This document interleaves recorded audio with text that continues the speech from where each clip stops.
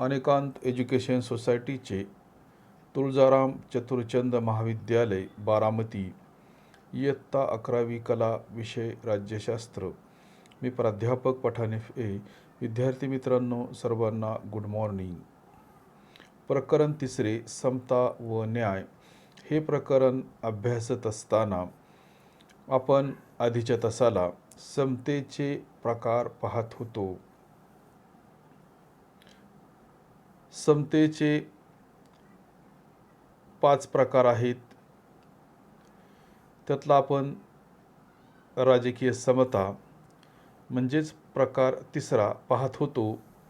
राजकीय समता पाहत असताना आपण पाहिले होते की प्रत्येक व्यक्तीला राज्यकारभारामध्ये सहभागी होण्याची संधी प्राप्त होणे म्हणजे राजकीय समता होय. राजकीय समतेचा अभ्यास करत असताना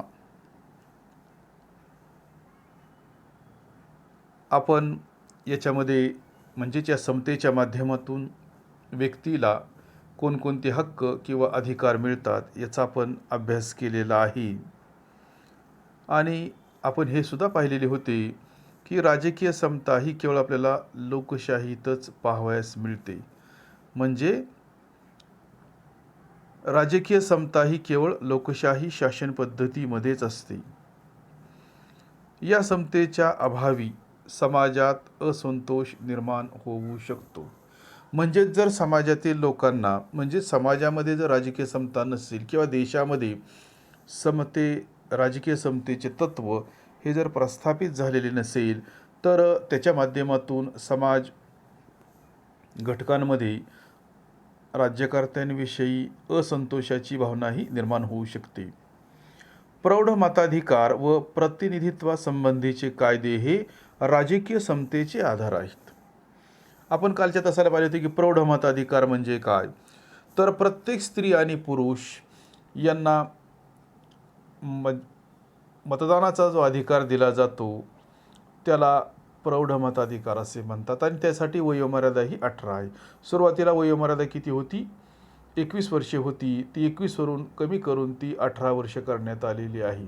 म्हणजे ज्या व्यक्तीचे वय वर्ष 18 पूर्ण आहे अशा प्रत्येक स्त्री आणि पुरुष यांना मतदानाचा अधिकार देणे म्हणजे प्रौढ मताधिकार होय. प्रौढ मताधिकाराचा विचार करत असताना भारतामध्ये संघ राज्यात्मक शासन पद्धती आहे, भारतामध्ये संसदीय शासन पद्धती आहे. आणि या शासन पद्धती फक्त आम्ही स्वीकारायच्या म्हणून स्वीकारलेल्या नाहीत, तर याची आम्ही अंमलबजावणीसुद्धा करतो आणि केलेली आहे. 15 ऑगस्ट 1947 रोजी भारताला स्वातंत्र्याचा दर्जा प्राप्त झाला आणि भारतामध्ये 1952 पहिली सार्वत्रिक निवडणूक झाली.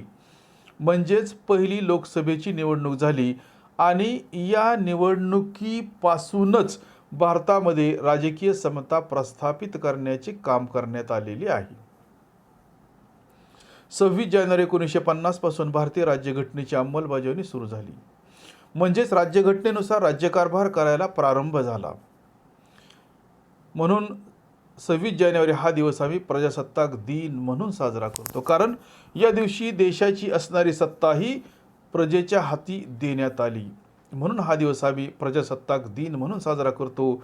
आणि त्याच्यानंतर 1952 जी लोकसभेची पहिली सार्वत्रिक निवडणूक झाली, या निवडणुकीमध्ये आम्ही प्रत्येक पात्र स्त्री आणि पुरुष यांना प्रौढ मताधिकार दिलेला आहे. म्हणजे हा अधिकार किंवा हा हक्क देत असताना आम्ही स्त्री पुरुष असा भेदभाव केलेला नाही. जगातील कित्येक देशांमधील स्त्रियांना हा हक्क हा अधिकार मिळवण्यासाठी संघर्ष करावा लागलेला आहे, परंतु भारतामध्ये असं चित्र नव्हतं. याच्या उलट भारतातील प्रत्येक स्त्री आणि पुरुष यांना पहिल्या सार्वत्रिक निवडणुकीपासूनच हा हक्क हा अधिकार देण्यात आलेला आहे. तसेच आम्ही प्रतिनिधित्वासंबंधीचे कायदेसुद्धा केलेले आहेत. म्हणजेच जसे की आपल्याला मतदान प्रक्रियेमध्ये भाग घ्यायचा असेल तर आपलं वय वर्ष 18 पूर्ण असणे महत्त्वाचे आहे. तसेच आपल्याला विधानसभा, विधान परिषद, लोकसभा, राज्यसभा किंवा राष्ट्रपतीची निवडणूक लढवायची असेल तर आपण आपली वयोमर्यादा किंवा त्या पात्रतेच्या अटी पूर्ण करणे महत्त्वाचे आहे. म्हणजेच आपल्याला लोकसभेची किंवा विधानसभेची निवडणूक लढवायची असेल, लोकसभेची निवडणूक लढवायची असेल तर ती व्यक्ती भारतीय नागरिक असावी, ही पहिली अट आहे. दुसरी आपल्याला सांगता येईल की त्या व्यक्तीचे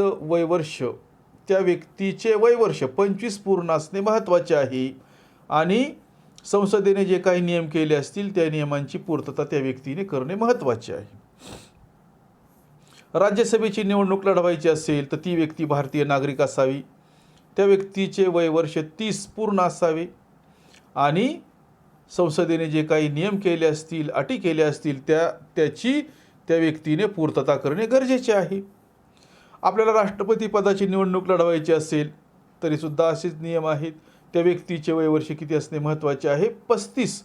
म्हणजेच आपल्याला जर प्रतिनिधित्व करायचं असेल, आपल्याला आमदार व्हायचं असेल, खासदार व्हायचे असेल किंवा राष्ट्रपती व्हायचे असेल तर आपण जे काही नियम आहेत, हे नियम किंवा ज्या काही अटी आहेत, या नियमांची अटींची आपण पूर्तता करणे महत्त्वाचे आहे.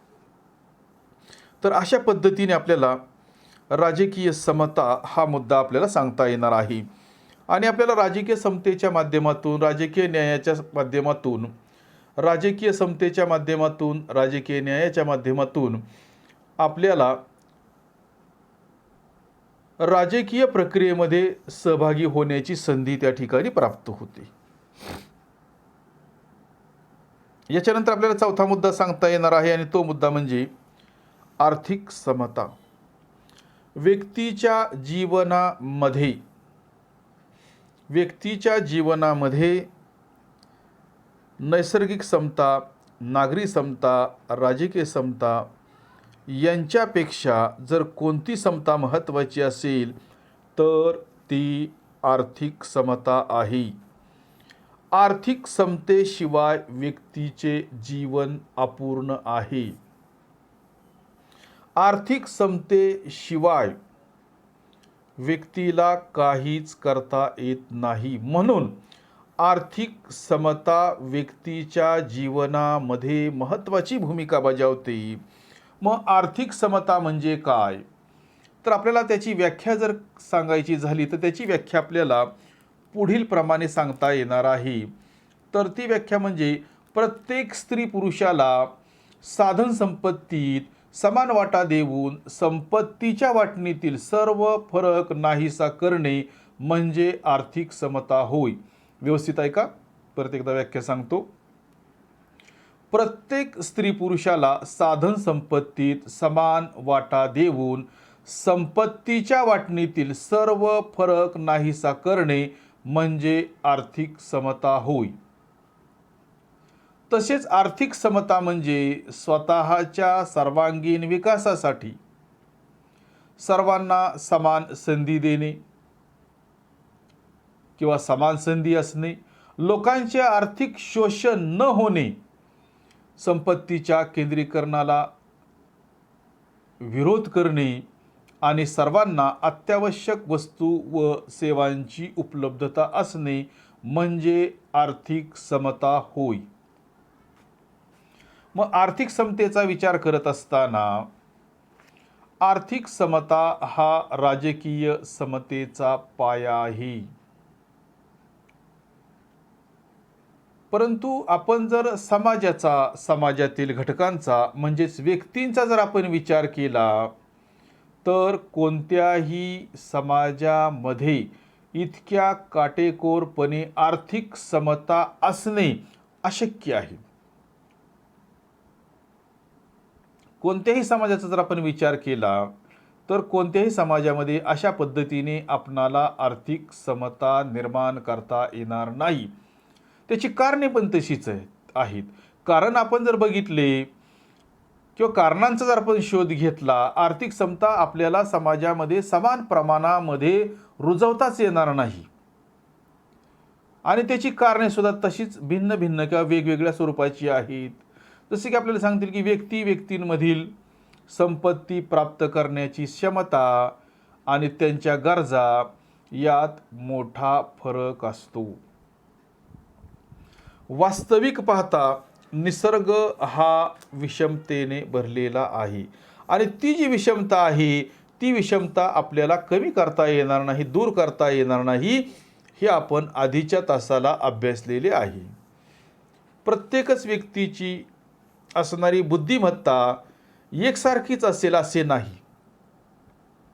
प्रत्येक व्यक्तीची प्रत्येक व्यक्तीचा एखाद्या गोष्टीकडे पाहण्याचा दृष्टिकोन एकसारखाच असेल असे सुद्धा आपल्याला सांगता येणार नाही. आणि मग प्रत्येक व्यक्तीची जशा पद्धतीची बुद्धिमत्ता आहे, जशा पद्धतीची क्षमता आहे, तशाच पद्धतीने त्या व्यक्तीचा विकास होणार आहे. आणि मग समाजामध्ये गरीब श्रीमंत असा फरक असणार आहे आणि हा फरक आपल्याला दूर करता येणार नाही. कारण हा जो फरक झालेला आहे व्यक्तींमध्ये किंवा समाजातील समाज घटकांमध्ये, तर तो हा घटक त्याच्या असणाऱ्या क्षमतांच्यामुळे झालेला आहे, बुद्धिमत्तेच्यामुळे झालेला आहे आणि तो आपल्याला मान्यच करावा लागणार आहे. आणि मग म्हणून आर्थिक समतेचा जर व्यावहारिक अर्थ काढायचा झाला किंवा आर्थिक समतेचा व्यावहारिक अर्थ असा आहे की सर्वांना आर्थिक विकासाची संधी प्राप्त करून देणे म्हणजे आर्थिक समता होय. व्यक्तीची पात्रता काही असू द्या, व्यक्तीमध्ये विषमता काही असू द्या, परंतु प्रत्येकाला विकासाची पुरेशी संधी प्राप्त करून देणे म्हणजे आर्थिक समता होय. आणि आर्थिक समतेचा विचार करत असताना समाजामध्ये जे काही उद्योगधंदे आहेत, समाजामध्ये जी काही संपत्ती आहे, या उद्योगधंद्यांचे, या संपत्तीचे केंद्रीकरण होणार नाही याची काळजी राज्याने, शासन संस्थेने घेणे महत्त्वाचे आहे. कारण ज्या वेळेला समाजामध्ये उद्योगधंद्यांचे केंद्रीकरण होते, संपत्तीचे केंद्रीकरण होते, त्यावेळेला समाजामध्ये बहुतांश लोक हे उद्योगधंद्यांपासून, संपत्तीपासून वंचित राहतात आणि समाजामध्ये थोड्या लोकांच्या हाती संपत्तीचे केंद्रीकरण होते आणि त्याच्यामुळं समाजातील थोडासा वर्ग श्रीमंत होतो आणि बहुसंख्य वर्ग हा गरीबच राहतो. कारण त्यांना समाजामध्ये जीवन जगत असताना तशा प्रकारची संधीच प्राप्त होत नाही आणि म्हणून त्याच्यावरून समाजामध्ये दोन वर्ग निर्माण होतात. एक म्हणजे आहेरे वर्ग आणि दुसरा म्हणजे नाहिरे वर्ग. आणि मग या दोघांमध्ये त्या ठिकाणी अंतर वाढत जातं, दोघांमधील अंतर वाढत जाते आणि त्यातून असंतोष निर्माण होण्याची शक्यता निर्माण होते आणि त्याच्यामुळं समाजामध्ये अशांतता निर्माण होण्याची सुद्धा शक्यता निर्माण होते. आणि म्हणून समाजामध्ये प्रत्येकाला विकासाची संधी प्राप्त करून देणे म्हणजे समता, आर्थिक समता होय असे आपल्याला म्हणता येणार नाही. म्हणजेच पात्रतेनुसार त्याला उद्योगधंदा त्याला करता आला पाहिजे, पात्रतेनुसार त्याला शिक्षण घेता आलं पाहिजे, पात्रतेनुसार त्याला नोकरी करता आली पाहिजे, पात्रतेनुसार त्याला व्यवसायसुद्धा करता आला पाहिजे आणि त्याच्या माध्यमातून संपत्तीचे विकेंद्रीकरण होण्यासाठी मदत मिळणार आहे. ज्या पद्धतीने समाजामध्ये जीवन जगत असताना राजकीय समतेमुळे किंवा राजकीय समतेमुळे समाजातील घटकांना काही महत्त्वाचे हक्क किंवा अधिकार प्राप्त होतात आणि त्याच्यामुळं त्याचं राजकीय शिक्षण होतं, हे आपण आधीच्या मुद्द्यामध्ये पाहिलेले आहे, राजकीय समता या मुद्द्यामध्ये. मग आर्थिक समतेचा जर आपण विचार केला तर आर्थिक समतेच्या माध्यमातून सुद्धा लोकांना काही हक्क, अधिकार प्राप्त होतात. फॉर एक्झाम्पल याचं जर उदाहरणच द्यायचं झालं तर आपणाला असे सांगता येणार आहे की आर्थिक समतेमुळे लोकांना पुढील प्रमाणे हक्क किंवा अधिकार प्राप्त होतात. फॉर एक्झाम्पल रोजगाराचा हक्क असणे, कामाचा योग्य मोबदला मिळणे, कामाचे योग्य तास असणे, विश्रांतीचा हक्क मिळणे, तो ज्या ठिकाणी काम करतो त्या ठिकाणच्या कारखान्याच्या व्यवस्थापनामध्ये सहभागी होण्याची संधी त्याला प्राप्त होणे इत्यादी. जसे की आपण याच्यामध्ये एक हक्क पाहिलेला आहे, विश्रांतीचा हक्क मिळणे. कारखान्यामध्ये किंवा एखाद्या ठिकाणी काम करत असताना ठराविक वेळ काम केल्यानंतर आपल्याला विश्रांती मिळणे महत्त्वाचे आहे. जसे की 2 तास 3 तास 4 तास एकसारखे काम केल्यानंतर आपल्याला जर विश्रांती मिळाली तर आपण पुन्हा तेवढेच काम करण्यासाठी तयार होतो आणि म्हणून ठराविक वेळ काम केल्यानंतर आपल्याला विश्रांतीचा हक्क असणे महत्त्वाचे आहे किंवा विश्रांती मिळणे महत्त्वाचे आहे. त्याचप्रमाणे समाजातील प्रत्येकाच्या प्राथमिक गरजा मूलभूत गरजा भागणे अतिशय महत्त्वाचे आहे.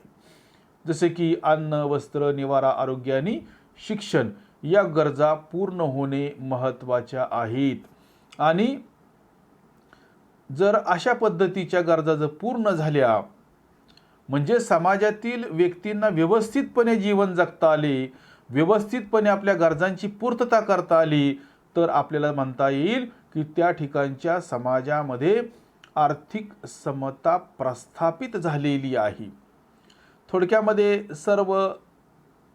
आपल्याला असे सांगता येणार आहे की समाजात सर्व व्यक्तींना आपला विकास साधण्याची पुरेशी संधी प्राप्त झाली पाहिजे. व्यक्तीला तिच्यातील क्षमतेनुसार आणि कौशल्यानुसार प्रगती घडवून आणता आली पाहिजे. दारिद्र्य आणि आर्थिक प्रतिकूल परिस्थितीमुळे व्यक्तीचा विकास रोखला जाऊ नये हे आर्थिक समतेच्या तत्वातील मुख्य सूत्र आहे. जसे की दारिद्र्य असेल, बेरोजगारी असेल किंवा इतर आर्थिक विवंचना जर असतील तर याच्यामुळे त्या व्यक्तीचा विकास होणार नाही, ती व्यक्ती विकासापासून वंचित राहील. हे सुद्धा महत्त्वाचे आहे. म्हणजेच आर्थिक समतेचा विचार करत असताना आर्थिक समता, आर्थिक न्याय, आर्थिक स्वातंत्र्य हे व्यक्तीच्या जीवनामध्ये महत्त्वाचे आहे. त्याचप्रमाणे आर्थिक समतेची जर व्याख्या आपल्याला आणखीन सांगायची झाली तर आपल्याला आणखीन व्याख्या सांगता येणार आहेत. जसे की आर्थिक समता म्हणजे स्वतःच्या सर्वांगीण विकासासाठी सर्वांना समान संधी असणे, लोकांचे आर्थिक शोषण न होणे, संपत्तीच्या केंद्रीकरणाला प्रतिबंध करणे आणि सर्वांना अत्यावश्यक वस्तू व सेवांची उपलब्धता असणे म्हणजे आर्थिक समता होय. एका विचारवंताने याच्याविषयी विचार मांडत असताना, आर्थिक समतेविषयी विचार मांडत असताना काही गोष्टी मांडण्याचा किंवा आपले विचार मांडण्याचा प्रयत्न केलेला आहे किंवा आपले विचार व्यक्त करण्याचा प्रयत्न केलेला आहे. हेरॉल्ड लास्की या विचारवंताच्या मते जीवनाच्या किमान अत्यावश्यक वस्तूंबाबत आर्थिक समता असावी. हेरॉल्ड लास्की सारखा पाश्चिमात्य विचारवंत काय म्हणतो आर्थिक समतेविषयी, तर हेरॉल्ड लास्की म्हणतो की जीवनाच्या किमान अत्यावश्यक वस्तूंबाबत आर्थिक समता असावी. म्हणजेच मानवाला ज्याच्याशिवाय जीवन जगता येत नाही या बाबतीमध्ये तरी किमान आर्थिक समता असणे महत्त्वाचे आहे असे हेरॉल्ड लास्की सारखा पाश्चिमात्य विचारवंत म्हणतो. त्याच्यानंतर अर्नेस्ट बार्कर या विचारवंताने सुद्धा आर्थिक समतेविषयी विचार मांडलेले आहेत.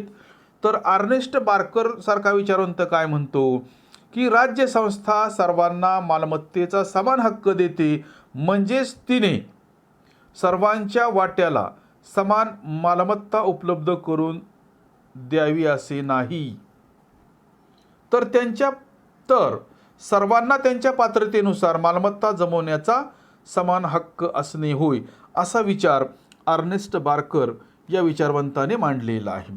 म्हणजेच तो काय म्हणतो की राज्यसंस्था सर्वांना मालमत्तेचा समान हक्क देते, म्हणजे असे नाही की तिने सर्वांच्या वाट्याला समान मालमत्ता उपलब्ध करून द्यावी असे नव्हे, तर त्यांच्या म्हणजे सर्वांच्या पात्रतेनुसार मालमत्ता जमवण्याचा समान हक्क असणे म्हणजे आर्थिक समता होय. आपल्याला आर्थिक समतेचा हक्क दिलेला आहे. मग याचा अर्थ असा नाही की राज्यानेच म्हणजेच राज्यसंस्था सर्वांना मालमत्तेचा समान हक्क देते म्हणजेच तिने सर्वांच्या वाट्याला समान मालमत्ता उपलब्ध करून देणे असा होत नाही. तर प्रत्येक व्यक्तीची पात्रता वेगवेगळी आहे आणि त्यांच्या पात्रतेनुसार मालमत्ता जमवण्याचा समान हक्क असणे म्हणजे आर्थिक समता होय, असे अर्नेस्ट बार्कर हा विचारवंत आपल्या आर्थिक समता असे अर्नेस्ट बार्कर आर्थिक समतेविषयी आपले विचार मांडत आहे. तर विद्यार्थी मित्रांनो, आज आपण याच ठिकाणी थांबणार आहोत. राहिलेला भाग आपण नंतरच्या तासाला पाहणार आहोत.